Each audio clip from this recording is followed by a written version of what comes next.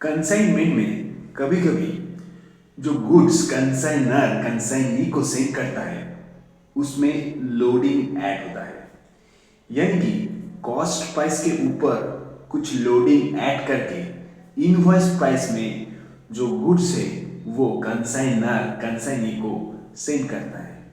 तो जब आप प्रैक्टिकल सम्स करेंगे तो लोडिंग आपको कैलकुलेशन करना है।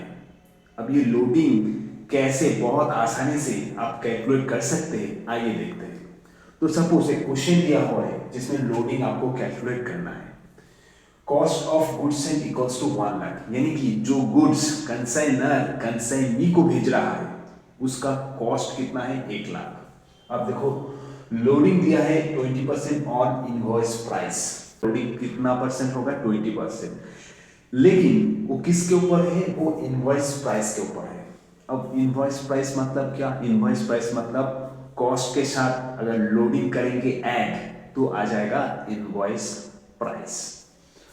अब लोडिंग कैसे कैलकुलेट करेंगे आइए देखते हैं।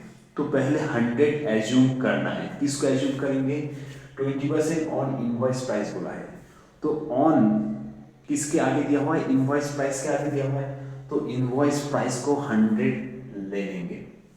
तो इनवॉइस प्राइस अगर 100 होगा, लोडिंग 20% है तो कितना होगा 20, क्योंकि 100 के ऊपर 20% इज 20, तो कॉस्ट कितना हो जाएगा 80, that is 100 minus 20 equals to 80।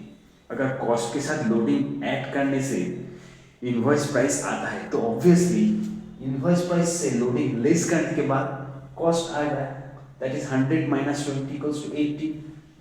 अब यही जो 80 है कॉस्ट वो कितना है देखिए 1 लाख, यानी कि 80 कॉस्ट 1 लाख के बराबर हम लिख सकते हैं। सो बेसिकली 80 कॉस्ट 1 लाख, तो 1 कितना होगा 1 लाख बाई 80। और अपने को क्या कैलकुलेट करना है, अपने को कैलकुलेट करना है लोडिंग, वो कितना है 20, तो 20 कितना होगा 1 लाख इंटू 20 बाई 80।